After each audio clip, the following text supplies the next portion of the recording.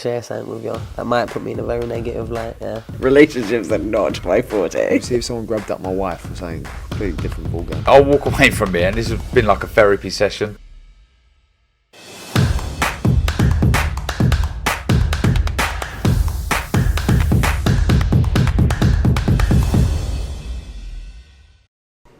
This is Joe Pugh for IFL TV, proudly sponsored by Everlast, here at the Canary Riverside Plaza, one of the strangest media days we've all been at. We're waiting here for hours. We've just heard from Ade Hearn. Ade, how are you? Stressed, upset, disappointed, all of the above, really. This was supposed to be one of the biggest British fights we've seen in years, right? I think the build-up's been fantastic.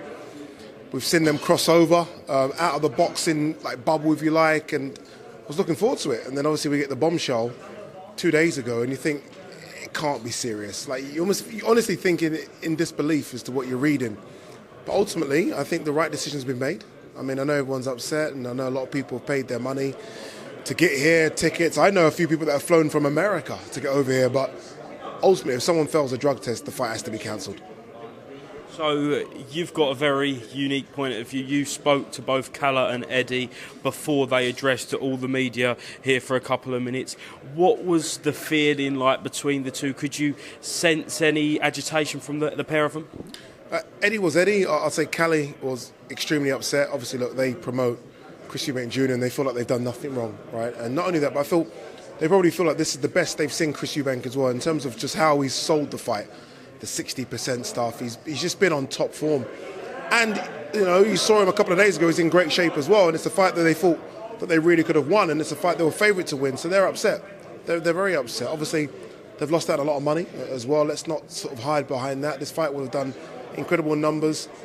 They've got a lot of undercard fighters on the card as well, so Kalle very, very upset. Ade almost, look, both of them are upset. They've lost their show, and it was a big show, but I almost feel like there's a due process that needs to happen as well. So look, in the end, would they have wanted this to go ahead? Probably, but I feel like it's been taken out of their hands by the British Boxing Board of Control and that statement a couple of days ago, and I'm happy it has been, because again, for me, that would have been working on the broadcast. It would have been difficult, knowing that we're working on a fight which shouldn't really go ahead. So I'm happy that the fight's been called off.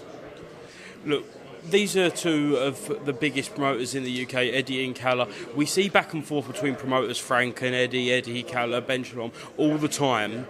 And was it awkward between Ade and Kalle, do you think, or do you think they were kind of on the same page? On the same page. Look, it could have been awkward behind closed doors, right, a couple of hours ago or yesterday or when this was first known. But I think they've had so many conversations since then, and whatever problems they might have had, ironed out way before I spoke to them. Obviously, look, it's still going to be awkward. You can still sense it, right? Even in the press conference, you can sense that there is a bit of angst there between the two. But look, it's not their fault, right? It's not their issue. It's their fighters' issues. And look, it's one where Eddie's going to have to go and speak to Conor.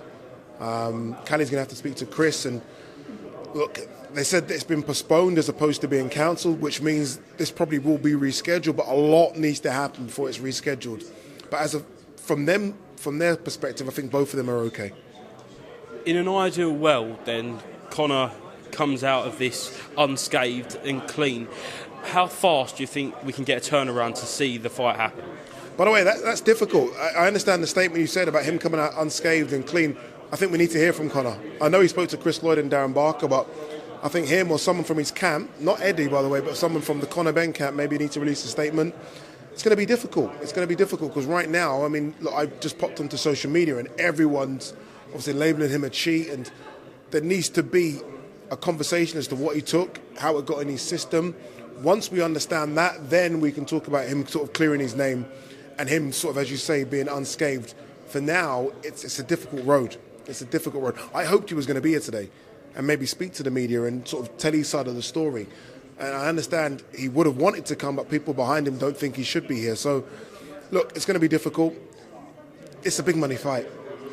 A lot of money would have been made here. And when there's money, there's boxing events. So I think it will be rescheduled. But for now, I think so much needs to happen. I mean, we're going to need to know exactly what he took, how it got in the system, like I said, and then we can move forward. Until we know that, I think they should sort of put a full stop in everything. From a Eubank Jr. point of view, though, he has not only been in camp, he's been tried to get down to 157. We don't know whether he was made that weight, but a day out, and you don't go around eating at Salt Bay if you're not confident at that weight. So he's going to have to go through that again, and that isn't easy, is it? Yeah, one thing Eddie did say to me, and look, you probably can hear the interview a bit later, he said that Chris was 4 pounds away from it. So Chris was 161 pounds. So he was ready to make weight. So we're talking a day from what would have been the weigh-in. He's only 4 pounds away. So he's ready. He's ready to go, and he's going to be bitterly disappointed. He looked at this, believe it or not, you guys saw the face-off, it looked like an easy fight. He thought this was going to be easy work, and not only easy work, but look, he's admitted that he's in this game for the money, as everyone should be. He's lost out on a lot of money. It's not like he gets paid. You know, he might get some sort of compensation, but he's not going to get the millions that he thought he would have been paid, so he's going to be bitterly disappointed. It'd be interesting to hear what he has to say, if I'm honest with you. I'm more interested to hear what Chris has to say, maybe even more so than Conor, because Chris has been very open in this build-up, and I think he's going to have some very, very strong words about everything. Because obviously, look, we now know this was a test that was positive a month ago, and he's kept quiet. We haven't heard his side of the story. It'll be interesting to see what he has to say.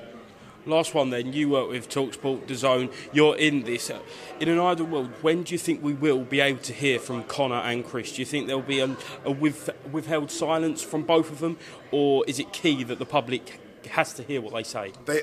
We have to hear from them. This fight's too big. Again, this fight's not sort of in boxing circles. We're a small bunch, but this fight's crossed over boxing circles. Everyone's talking about this fight. You mentioned TalkSport. TalkSport have been covering this now for the last sort of 2 days, what's going on.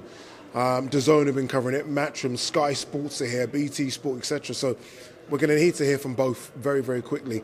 And I'll be shocked if we don't have statements. But I don't want a statement.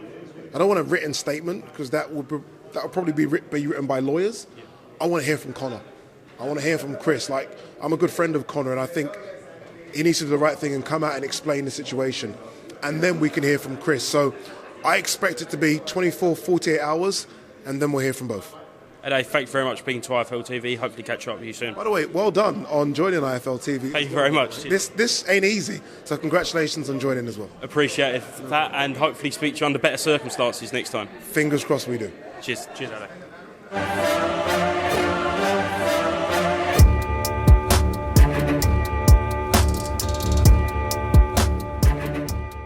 I'm going to share something with you. That might put me in a very negative light, yeah. Relationships are not my forte. See if someone grabbed up my wife or something. Completely different ballgame. I'll walk away from it, and this has been like a therapy session.